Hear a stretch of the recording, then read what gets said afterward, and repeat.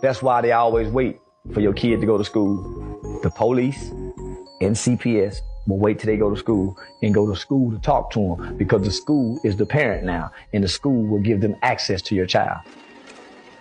And you say, no, the school is your parent. That's why you have to have permission to get your child out of school. You just can't go get them out of school. You go to jail.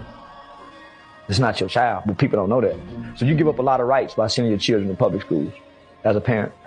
If an emergency was to happen in this country, and we've seen this, whether that's a school shooting, a terrorist attack, or a tornado, you cannot go get your kid. I don't care what's going on.